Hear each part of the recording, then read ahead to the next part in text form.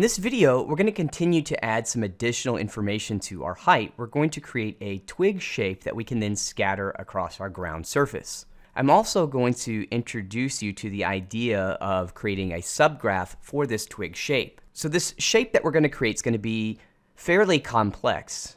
At least it's going to be more complex than what we've been doing so far. And we could add all of those nodes here to our graph. But oftentimes, when you find yourself creating, something that's going to be more specific, like say this twig shape, it's oftentimes a good idea to just create a subgraph out of that for the purpose of having better organization of your content as well as optimization here of our graph. And that's precisely the reason why we're going to do that here in this video. Another benefit of doing this is that let's say that we create this shape and it takes us a little while to do it and we end up really liking this shape. It's something we want to be able to reuse often. Well, if we have it as part of a separate graph, we can easily just create a new Substance package, copy that graph into the package, and then save that to our library where it would be available to us in any new material that we create. And it's then going to work like our own custom node, which is essentially just going to be like a twig shape maker. So let's just jump right into the process here. What we're going to do first is come over to our Substance package, and I'm going to right click and I'm going to choose to create a new Substance graph. We're going to leave the template here as empty, and for the graph name, I'm going to call this twig. I'm going to keep my width and height at 2048 and leave everything else at default and click OK. So now we have a new blank graph here, a new workspace. This is where we're going to create our twig. So let's start by just creating a shape node again. So you can see here I'm just going to grab the shape node. And for the pattern, I'm going to use the capsule, and I need to increase the pattern specific here. I'm going to set this to a value of 1. You can see we have this capsule shape. Let's come over here to our angle where we have degrees, and I'm going to set this to a value of 90. So now we have this. And then I'm also going to adjust the size on the y-axis. So I'm going to set this to a value of around, here I'll use 0.3 here. So now I have kind of this pencil looking shape.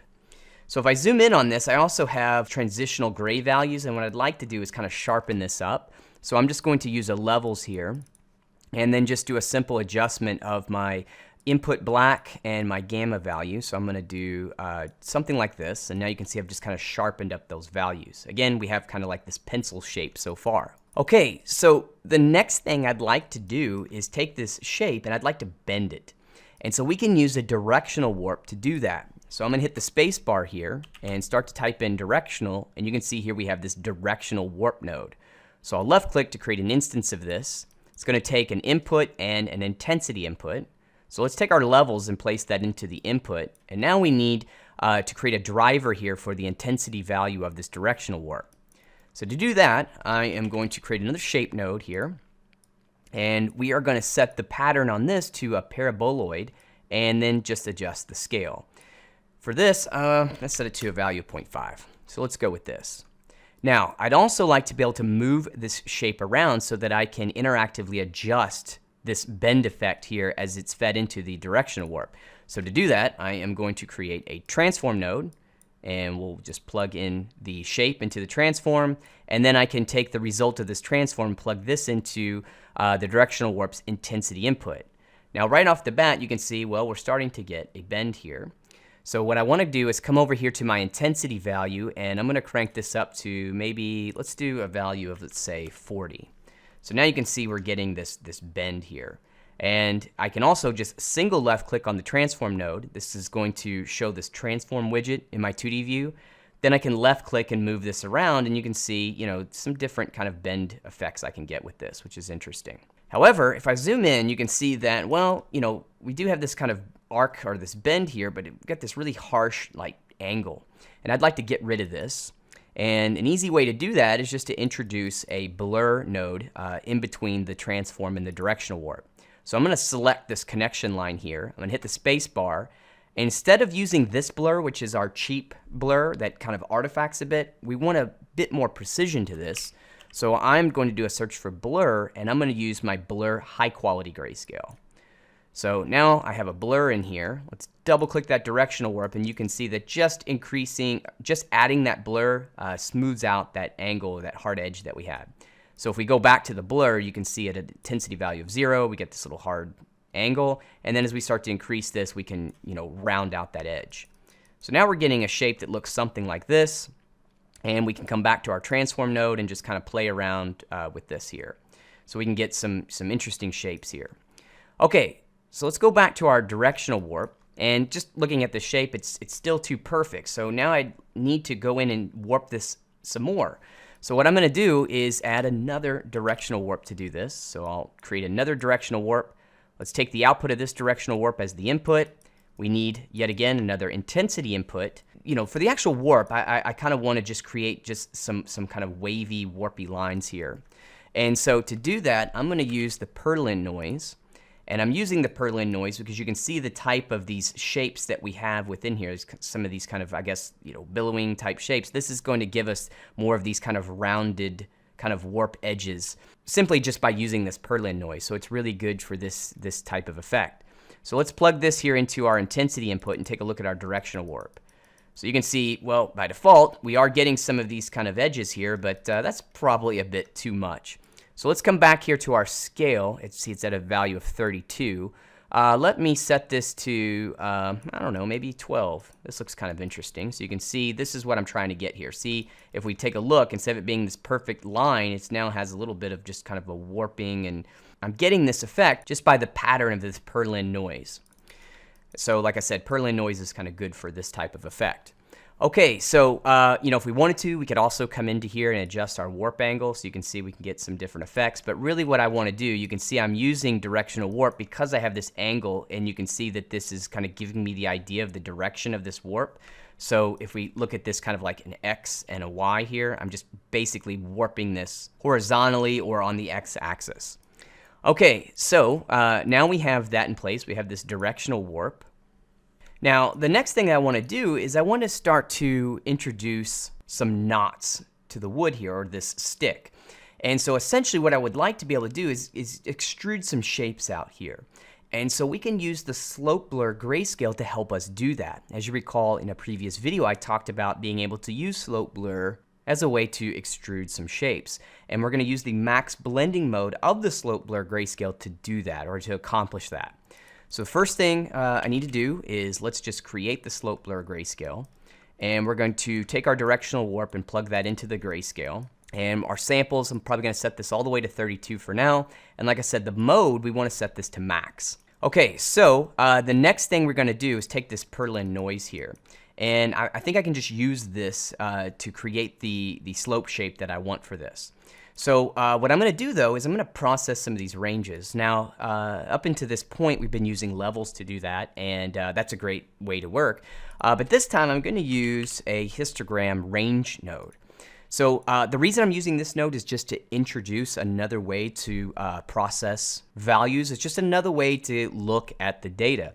I could easily use the levels for this as well, and there's nothing wrong with doing that. It really just is a matter of what you like. But here I'm just introducing the node so that you know it's there. So let's take the purlin noise and plug it into here. Two values I can just change, and you can see like what I'm trying to do is just create something that looks like this here. So I'm able to adjust my range and position to get the values that I want. So this is going to become my slope that I'm then going to that's going to derive this slope blur grayscale. So let's plug this into our slope. And when we do that, you can see that, okay, well, right off the bat, if I increase here, let's take our intensity down to 0. So this is what we're getting. And like I said in a previous video, with this mode set to max, essentially we can look at this as these white values are going to be pushed or blurred towards the black values. So if we start to increase this intensity, essentially what we're doing is almost creating like a shape extrusion right here, which is again driven by this slope shape. So if I look at it like this is right where this is happening, if we take a look at that slope, you can see that that's where the blur is taking place. So it's giving me this little extruded kind of bump right here. And you can see I'm starting to get something here and so on. Here's another piece. So let's just kind of play around with this. I might set this up to a higher value. Let's try something like 12.35 for now. Okay, so I have this, but it's a little too wispy. So what I'm going to do is now just run a levels after this. So we'll run a levels here just to sharpen everything up. So let's come into here, and I'm going to just play around with my input black and my gamma. So we'll set this up. and we'll do this. Okay. And so just a few tweaks here to the levels, you can see that now we're getting these kind of knot shapes that we want. Again, I think I might just kind of continue to tweak around with this a bit. There we go. All right, so now this is the shape I'm getting. I really like this little knot piece here and how this is kind of coming together. Okay, so now that we have that, of course, we could always go back to any of the nodes in the process and further tweak this shape. So for example, if I come back to this transform, I just select it once. You can see here I have the transform manipulator in my 2D view, and then I can start to just, change this shape or move this around to get a different kind of twig shape. And so really, if I kind of move it like this is looking pretty cool. So here, if I go back to my levels, now you can see, okay, that produced a really nice little shape here and so on. I really like how it's, kind of tapering off and rounding that end piece. One of the byproducts here of this levels was, it helped us to kind of get rid of, these like kind of wispy, kind of blurred effect here. But we did lose a little bit of our dimensionality in the height of this twig shape. So I just want to make a little note here. You're seeing the shape looks a little bit different. There was an issue in some of the editing, so I had to go back and re-record this section. And between these recordings, at some point I changed the transform node that essentially changes kind of the overall shape. So other than that, nothing's been changed, and now we can return to our regularly scheduled program. So to address this issue, we are going to blur our shape and multiply it by itself. So let me just do a quick search here for the blur high quality grayscale node, and we will take our levels and we're going to blur that. Then we are going to create a blend, and let's hook our levels here into the background, and let's set the blending mode to multiply. Now, I think it's pretty intense, so let's just drop our intensity. So I'm going to lower this value and get something more like this. So let's see here. What do we have? That looks pretty decent. Okay, I think we'll go with this. So now we have our shape, but it's very smooth. So now we need to add some extra detail to this. So here in the library, you can see under generators, noises, I just scrolled down to where I see the grunge maps. And the one I'm going to use here is this grunge map 002. So we'll bring this here into our graph. Let's take our contrast all the way down to 0. And then I'm going to add a transform here. And I'm going to transform this image. We're just basically going to rotate it. Now I could just come over here, grab the manipulator, and just left mouse drag to rotate. A trick to this is if we hold down the shift key and left click and drag, I can snap rotate this. So you can see here I've snapped this to a 90-degree rotation. So I have two versions of it now. And here I'm going to use a blend. And let's just hook this up. So we're going to blend these two guys together. And for the blending mode, I'm going to use an overlay. And so what we have here with the vertical and horizontal version of this grunge map, and we're blending them, we get what looks or feels like some just wood, perhaps something that we would find like just on a stick or twig or something. So that's where I'm coming up with this pattern. And then what we're going to do is we're going to blend this detail, this pattern here. We're going to blend that to the underlying shape here. So let's put this shape, the result of this blend, in our background, and we are going to set the blend mode here to multiply. So when we do that, you can see that, well, we start to get this detail, and we can lower the opacity. We don't want it to be so contrasted here, so let's just lower that opacity.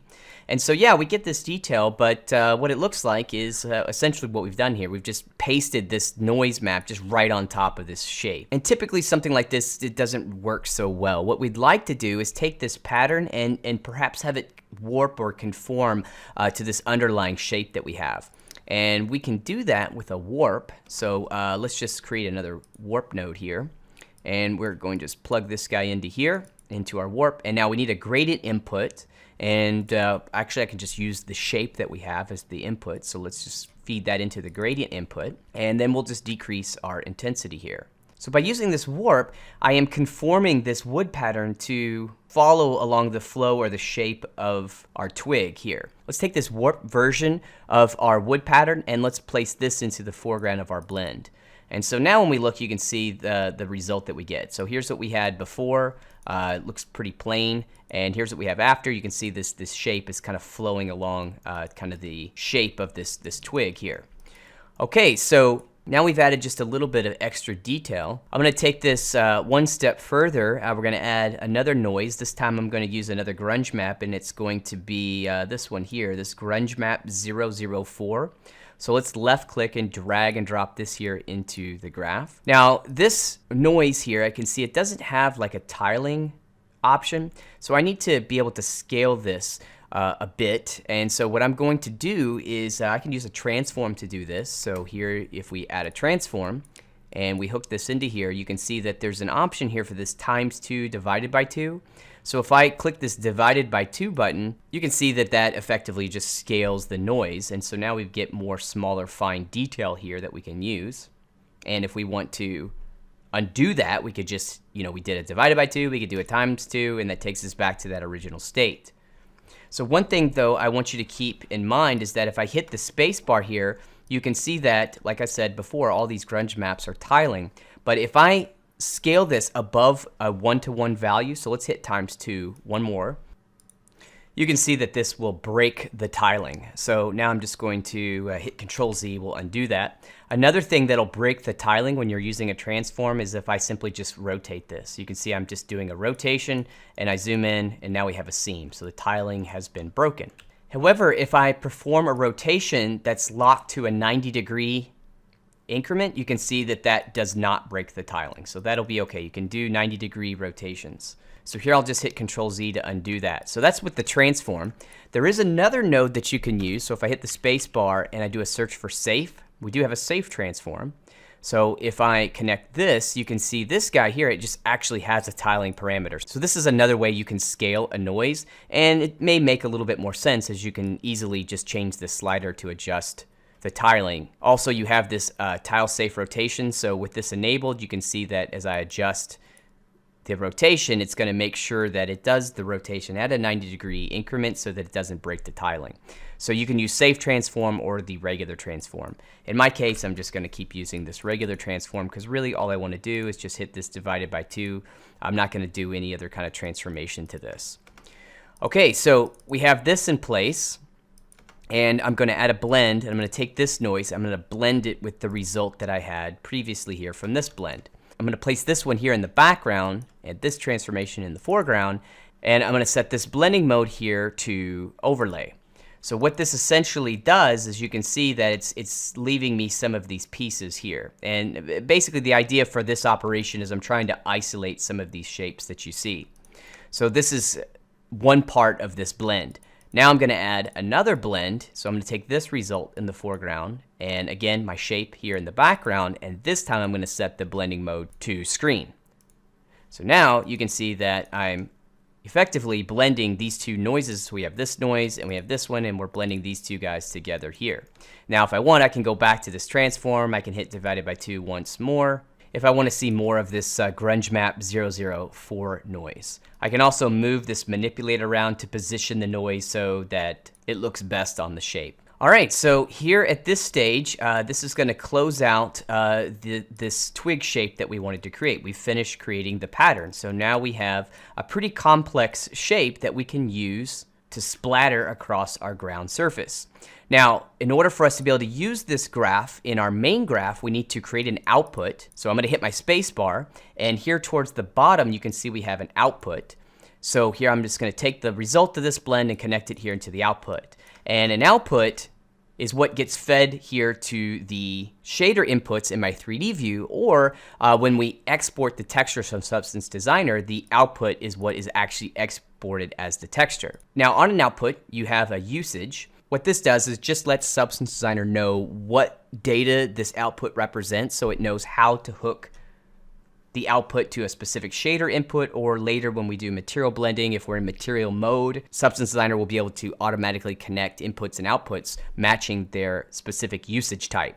So in our case here, let's just set this to a height. So here you see that I have height. This is actually an input field, so I could type in anything I want here in case I want to make a custom usage. So what I'm going to do though is just select this height. I'm just going to Control-C to copy it. And I'm going to set this height here to be the identifier as well. So when you set a usage, you're going to want the usage and the identifier to match. And then we also have a label. I'm just going to paste in height as well. This is just a user readable label. So again, while you're working, you know what this output represents. So before we close out this video, the last thing I want to talk about is the entire concept. You know, like how did I come up with these shapes? How did I know what to do in this graph? And the answer is quite simply, I didn't know. I didn't know what I was going to do. I had to just jump into the graph and start experimenting to come up with the overall concept of what I wanted to create. There's so many avenues you can go down. There's so many different ways to create materials and shapes. And a lot of the fun is, as a user and as an artist, coming up with your own ways, your own techniques, exploring your own paths into how you're going to create specific materials. So the key takeaway is, don't be afraid to get in there and experiment. You don't have to know exactly how to do something in order to be successful. The best thing you can do is, have a good vision of what you want to create. Take that, break it down into its simplest form, work from basic to complex. And the more you use Substance Designer, the more experience you'll get and the easier it gets each time you want to create something.